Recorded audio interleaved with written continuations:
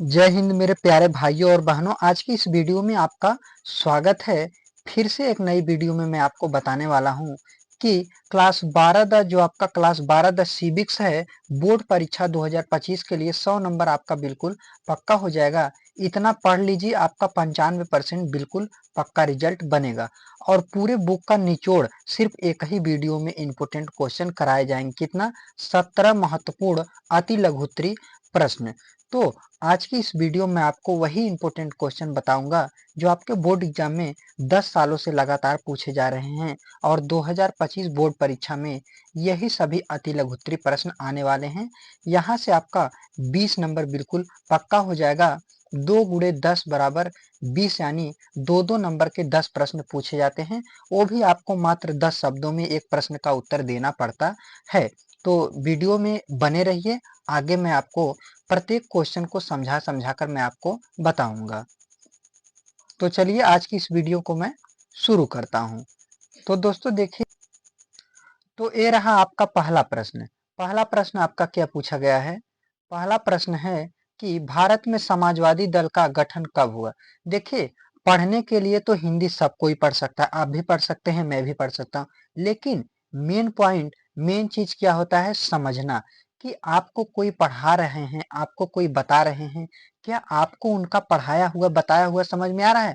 यदि समझ में आ रहा है तो आप भी अच्छे हैं और वो भी अच्छे हैं, और आपको अच्छी तरह से समझ में आएगा और आप अच्छी तरह से पढ़ सकते हैं और आप उसको एग्जाम में याद रख सकते हैं। आप भूलेंगे नहीं।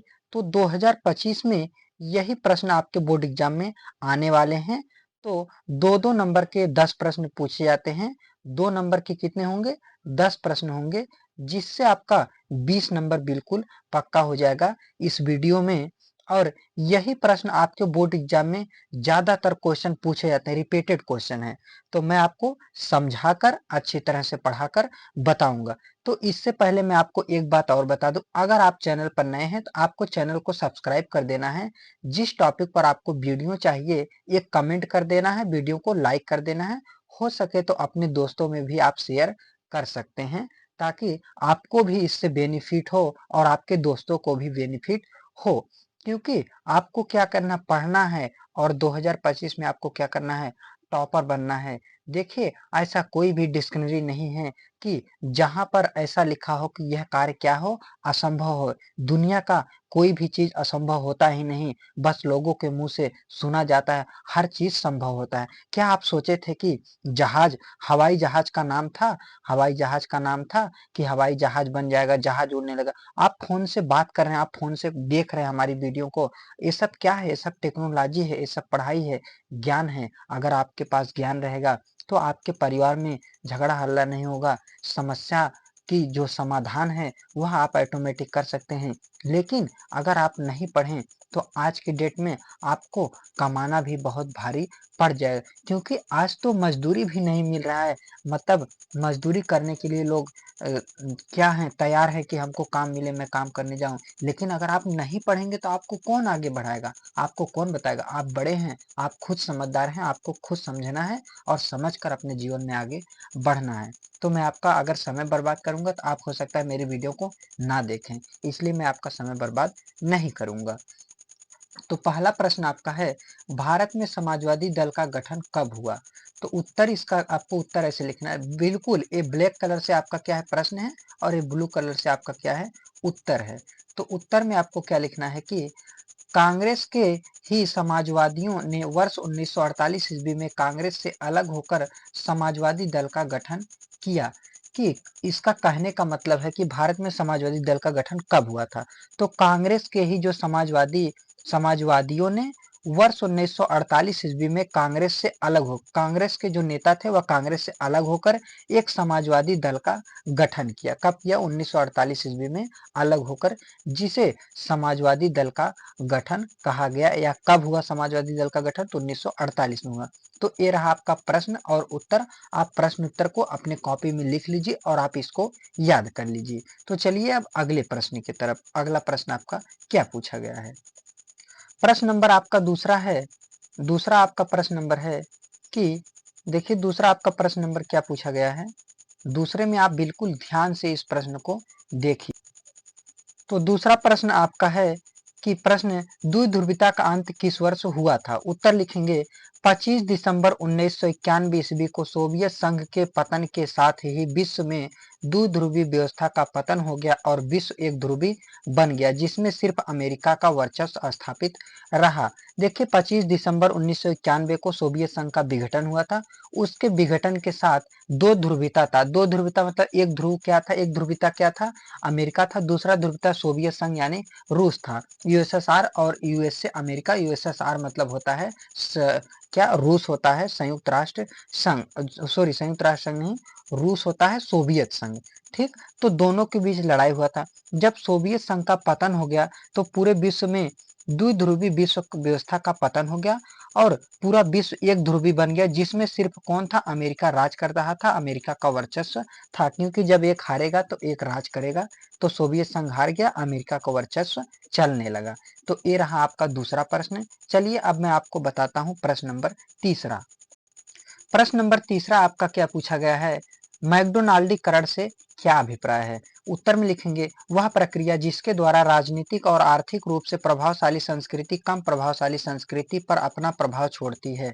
यानी कोई प्रभावशाली संस्कृति है, किस रूप से, राजनीतिक और आर्थिक रूप से कोई प्रभावशाली संस्कृति है और कम प्रभावशाली संस्कृति पर अपना प्रभाव छोड़ती है, तो उसे हम क्या कहते हैं, मैकडोनाल्डीकरण कहते हैं। बिल्कुल सरल भाषा में आपको कहूँ तो कोई एक ऐसा जबर व्यक्ति है जो कमजोर व्यक्ति को क्या कर रहा है, दबा रहा है, उसको मार रहा है। तो इसी तरह से एक एक कम संस्कृति है जो कि क्या है, एक कम प्रभावशाली कमजोर संस्कृति है। दूसरा क्या है, जबर संस्कृति है। तो जबर संस्कृति जो है वह कमजोर संस्कृति पर प्रभाव पड़ाएगी या उस पर डालेगी, तो उसी को हम क्या कहेंगे, मैकडोनाल्डीकरण कहेंगे। यह प्रश्न वेरी वेरी इंपॉर्टेंट है, आपके बोर्ड एग्जाम 2025 में जरूर पूछा जाएगा। तो अगर आप भी चाहते हैं कि आपका 90% प्लस रिजल्ट बने और आपका इस सब्जेक्ट में सिविक्स में नागरिक शास्त्र, जिसे आप पॉलिटिकल साइंस भी कहते हैं, तो आप चैनल को सब्सक्राइब कर दीजिए। मैं आपको टॉपर बना कर छोड़ूंगा। मेरा पढ़ाने का उद्देश्य यही है कि आपको जो मैं पढ़ाऊं बताऊं वो आपको समझ में आए। प्रश्न नंबर आपका चौथा है, शेख मुजीबुर रहमान के दल का क्या नाम था? तो उत्तर में लिखेंगे शेख मुजीबुर रहमान के दल का जो नाम था वह क्या था, अवामी लीग था। बस आपका बस नाम पूछा गया है, शेख मुजीबुर रहमान के जो जो दल का नाम क्या था, तो अवामी लीग था। बस आपको इतना ही लिख देना है। आपको यहाँ पर मात्र 10 शब्द, 10 शब्द मतलब आप समझ रहे हैं, एक शब्द, दो शब्द, तीन शब्द, चार शब्द, इसी तरह से आपको 10 शब्दों में उत्तर वहां पर देना है। यदि 10 शब्दों से ज्यादा हो जाता है तो ठीक है, यदि कम है तो आप एक दो शब्द बढ़ा सकते हैं। अगर आप नहीं भी बढ़ाएंगे तब भी कोई बात नहीं है। तो आपको कोई डाउट नहीं होना चाहिए हमसे पढ़ने के बाद, मेरे से या तो पढ़ने के बाद आपको कोई डाउट नहीं होना चाहिए। तो देखिए अब आपका प्रश्न नंबर है पांचवा। पांचवा प्रश्न आपका क्या है, कांग्रेस प्रणाली से आप क्या समझते हैं? उत्तर में लिखेंगे आजादी के बाद शुरुआती सालों में कांग्रेस खुद में ही एक गठबंधन नुमा पार्टी थी। जब आजाद हुआ, आजादी के समय शुरुआती साल में जो कांग्रेस है वह गठबंधन नुमा पार्टी थी, मतलब एक तरह से गठबंधन था। इसमें विभिन्न हित थे, इतने इसमें विभिन्न हित शामिल थे। कौन थे, सामाजिक समूह और वर्ग एक साथ रहते थे। सामाजिक समूह और कई वर्ग क्या थे, एक साथ रहते थे। इस परिघटना को कांग्रेस प्रणाली कहा जाता है। इसी परिघटना को, यानी आजादी के शुरुआती सालों में क्या था, गठबंधन नुमा था। इसमें कई प्रकार के सामाजिक समूह, मतलब कई वर्ग के लोग, कई धर्म जाति के लोग, सामाजिक समूह सब लोग मिल के रहते थे। तो जो कांग्रेस बना और यह गठबंधन नुमा पार्टी थी, इसमें कई सामाजिक वर्ग शामिल थे। इसी को हम पूरा को मिला दिया जाए तो इसी को कांग्रेस प्रणाली कहा जाता है। तो चलिए अब आपको मैं बता देता हूँ प्रश्न नंबर 6 यानी छठवां। प्रश्न नंबर आपका छठवां है कि छह है, मंडल आयोग के अध्यक्ष कौन थे? उत्तर में लिखेंगे मंडल आयोग के अध्यक्ष बिंदेश्वरी प्रसाद मंडल, ब्रैकेट में बीपी मंडल, बिंदेश्वरी प्रसाद मंडल कहें या बीपी मंडल कहें, बात एक ही है, थे। तो मंडल आयोग के अध्यक्ष कौन थे, बिंदेश्वरी प्रसाद मंडल या बीपी मंडल। यह क्या थे, बिहार के समाजवादी नेता, 1968 में 1.5 माह तक बिहार के मुख्यमंत्री रहे। यह 1968 ईस्वी में बिहार के मुख्यमंत्री पद पर रहे। कब तक रहे, 1.5 महीने तक रहे। कौन, मंडल आयोग के अध्यक्ष कौन है, बिंदेश्वरी प्रसाद मंडल या बीपी मंडल। यह क्या थे, बिहार के 1.5 महीने तक मुख्यमंत्री पद पर रहे। अब आपका है प्रश्न नंबर 7वां। प्रश्न नंबर 7 का भारतीय संविधान को कब अंगीकार तथा लागू किया गया? उत्तर में लिखेंगे भारतीय संविधान को 26 नवंबर 1949 को अंगीकार किया गया यानी अपनाया गया और 24 जनवरी 1950 को इस पर संविधान सभा के 284 सदस्यों ने हस्ताक्षर किए और 24 जनवरी 1950 को संविधान सभा की कुल 284 सदस्यों ने इस पर साइन किया यानी हस्ताक्षर किया। इसके बाद 26 जनवरी 1950 को इसे लागू कर दिया गया। संविधान को 26 जनवरी 1950 को लागू कर दिया गया। पूछा जाएगा कि भारतीय संविधान को कब अपनाया गया, तो 26 नवंबर 1949 को और 24 जनवरी 1950 को क्या किए, 284 सदस्यों ने हस्ताक्षर किए। कब लागू किया गया संविधान को पूछा जाएगा, तो संविधान को 26 जनवरी 1950 को लागू किया गया। तो ये रहा आपका प्रश्न नंबर 7वां। अब चलिए मैं आपको बता देता हूँ प्रश्न नंबर आपका 8वां। अब आपका ये रहा प्रश्न नंबर 8वां। प्रश्न नंबर 8वां का संयुक्त राष्ट्र संघ की स्थापना कब हुई, इसका उद्देश्य बताइए। उत्तर में लिखेंगे संयुक्त राष्ट्र संघ की स्थापना 1945 ईस्वी में हुई। इसकी स्थापना 51 देशों द्वारा संयुक्त घोषणा पत्र पर हस्ताक्षर करने के साथ हुई। संयुक्त राष्ट्र संघ की स्थापना 51 देशों द्वारा क्या किया, घोषणा पत्र पर हस्ताक्षर किया गया। किस पर, संयुक्त घोषणा पत्र पर हस्ताक्षर किया गया और कब हुआ, 1945 में हुआ। तो संयुक्त राष्ट्र संघ का इसका उद्देश्य क्या है, अंतर्राष्ट्रीय झगड़ों को रोकना और राष्ट्र के बीच सहयोग की राह दिखाना। यानी जो बड़े बड़े अंतर्राष्ट्रीय मामले पर कई देशों के दूसरे देशों के बीच झगड़ा हो रहे हैं उसको रोकना और हर देश को सहयोग करना और उनको अच्छा राह दिखाना, यही संयुक्त राष्ट्र संघ का उद्देश्य है। और इसकी स्थापना कब हुई, 1945 ईस्वी में हुई। तो ये रहा आपका प्रश्न नंबर 8वां। आप इसको स्क्रीन शॉट कर लीजिए या वीडियो को रोक कर आप इसको लिख सकते हैं। अब चलिए प्रश्न नंबर 8वां, सॉरी दोस्तों 8वां मैं बोल दिया, लेकिन प्रश्न नंबर 9वां है क्योंकि 8वां तो मैं आपको बता दिया।